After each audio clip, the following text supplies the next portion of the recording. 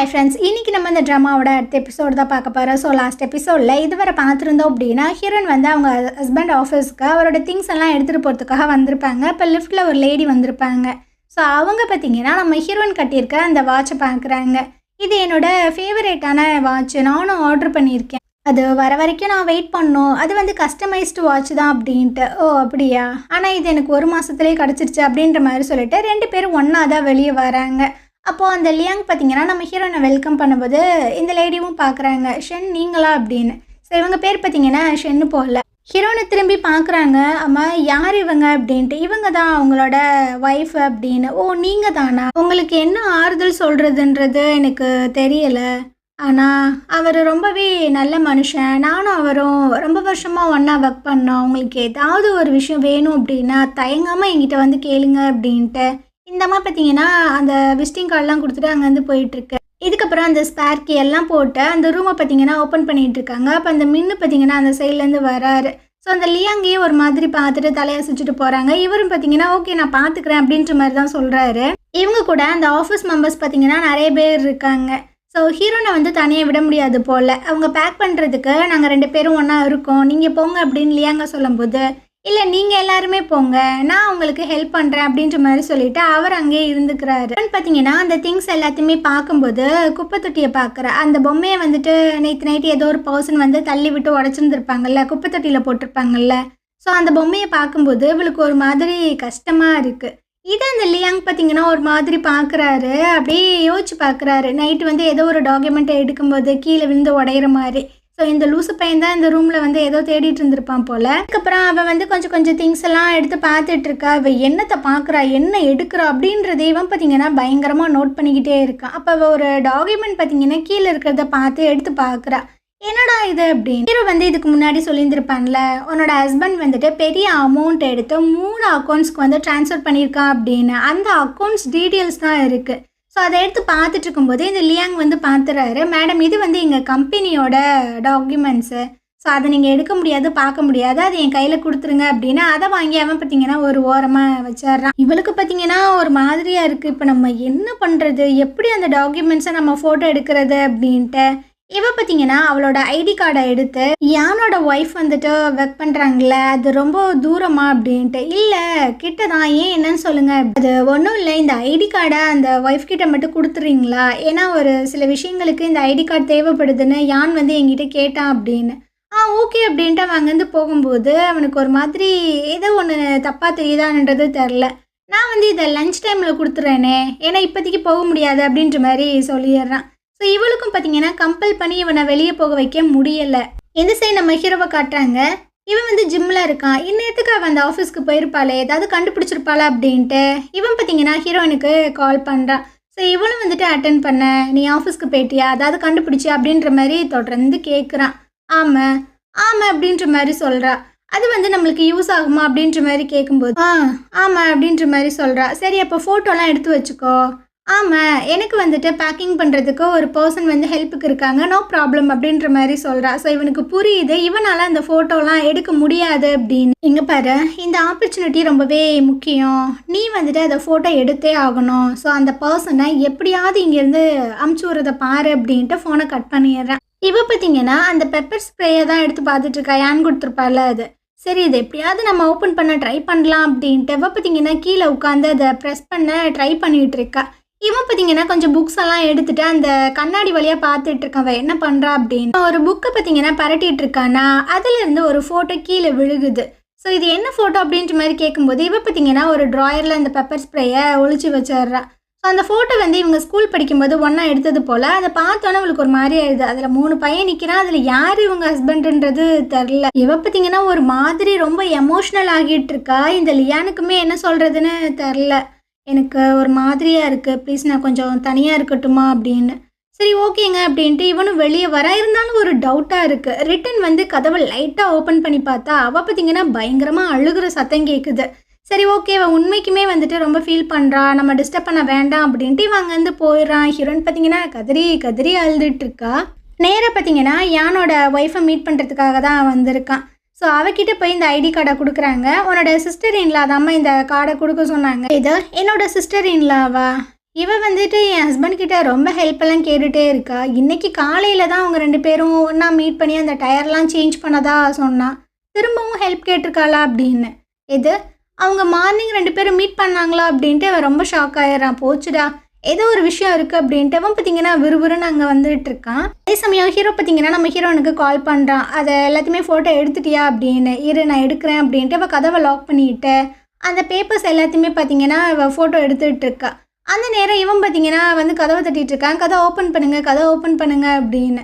So அந்த நேரம் அந்த மின்னு பார்த்தீங்கன்னா வந்துட்டுருக்காரு. என்னடா ஆச்சு அப்படின்னு. அவங்க உள்ள கதவை லாக் பண்ணிக்கிட்டாங்க அப்படின்னு. அட பைத்தியக்காராவே ஏதாவது இங்கே பண்ணிக்கிட்டானா என்ன பண்ணுறது அப்படின்ட்டு கதவை பார்த்தீங்கன்னா தட்டிகிட்டு இருக்கும்போது அவள் கதவை ஓப்பன் பண்ணிவிட்டு வெளியே வரா. நீங்கள் ஓகே தானே, ஏதாவது தேவை அப்படின்னா என்னை கூப்பிடுங்க அப்படின்னு. இவ பார்த்தீங்கன்னா எதுவுமே சொல்லாமல் உள்ளே போயிட்டுருக்கால. அந்த மின்னு பார்த்தீங்கன்னா கண்ணை காட்டுறான். போடா உள்ளே போடா அப்படின்னு. ஆனால் இவ பார்த்தீங்கன்னா அந்த ஃபோட்டோ அப்புறம் அந்த உடஞ்சி போன பொம்மை அதை எல்லாத்தையுமே எடுத்து வச்சுட்டு சொல்லிகிட்டு இருக்கா. எனக்கு ஒரு மாதிரியாக இருக்குது. ஸோ நான் வந்து வீட்டுக்கு போகிறேன், நீங்கள் இந்த திங்ஸ் எல்லாத்தையுமே பேக் பண்ணி என் வீட்டில் கொண்டு வந்து கொடுங்க அப்படின்ட்டு. அந்த மின்னு பார்த்தீங்கன்னா ஒரு மாதிரி டவுட்டோடு பார்க்குறாரு.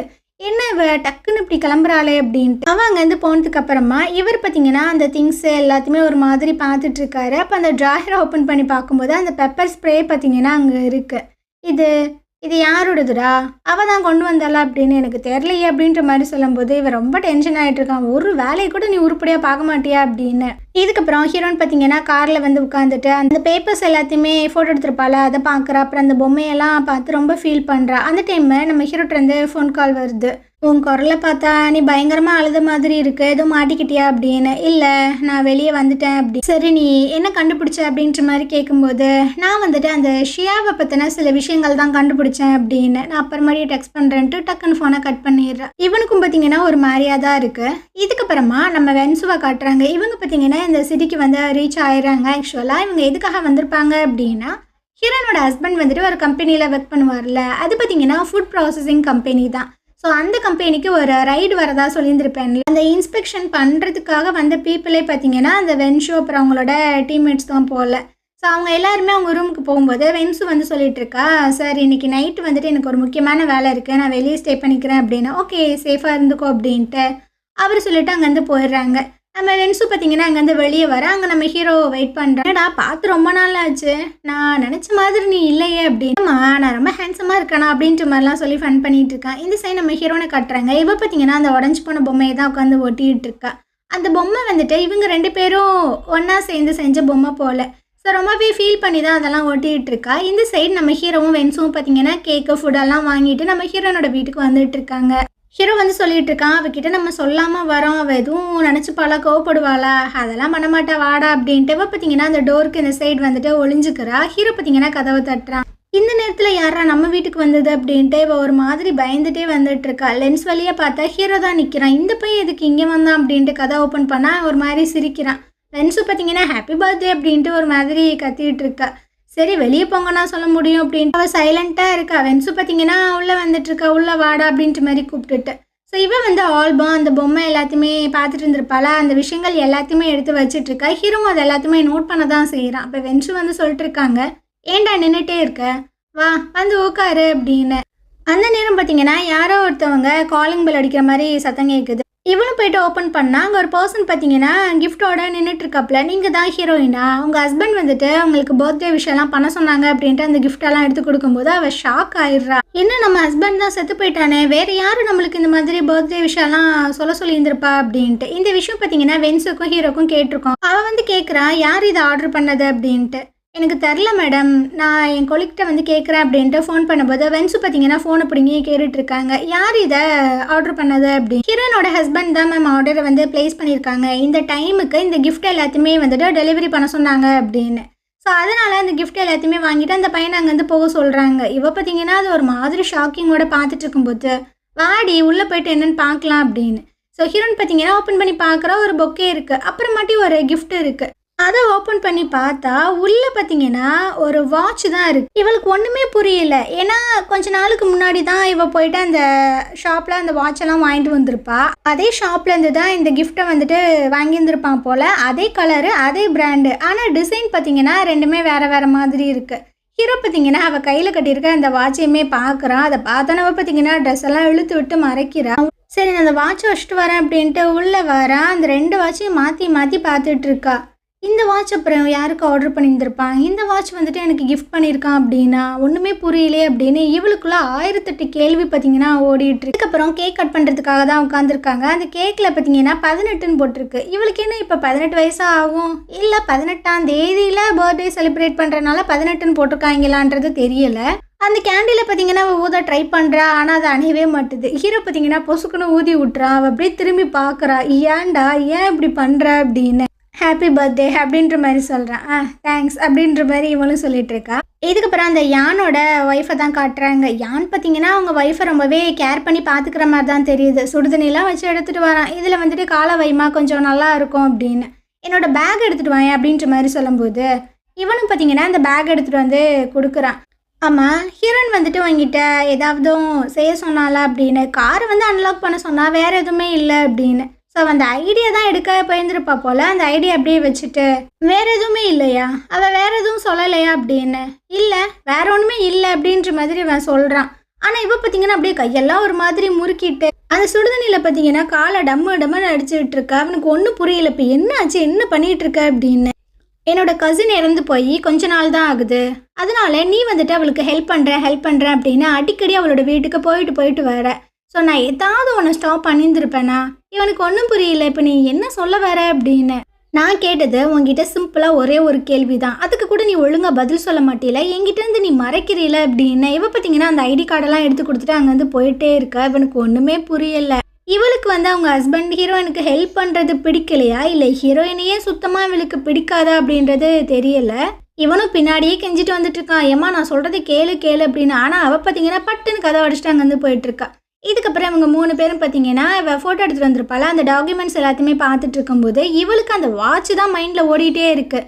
எதுக்கு இவன் இந்த வாட்சை வந்து ஆர்டர் பண்ணான், இந்த வாட்சை நம்மளுக்கு கிஃப்ட் பண்ணியிருக்கான் அப்படின்னா இந்த வாட்ச் யாருக்காக வாங்கியிருப்பான் அப்படின்னு வந்து சொல்லிட்டு இருக்கான். அந்த ஷியாவை எப்படியாவது நம்ம காண்டாக்ட் பண்ணி கண்டுபிடிச்சே ஆகணும், அவனை கண்டுபிடிச்சாதான் நம்ம ஏதாவது ஃபர்தராக அடுத்து மூவ் பண்ண முடியும் அப்படின்ட்டு.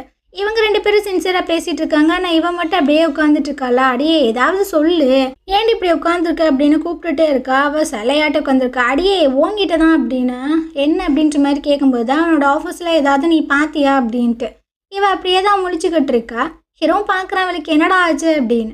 ஸோ இந்த இடத்துல பார்த்தீங்கன்னா இந்த எபிசோடு முடியுது. நாளைக்கு நம்ம அடுத்த எபிசோடு பார்க்கலாம். இந்த ட்ராமா உங்களுக்கு பிடிச்சிருந்தது அப்படின்னா கண்டிப்பாக நம்ம சேனலுக்கு சப்போர்ட் பண்ணுங்கள். தேங்க்யூ.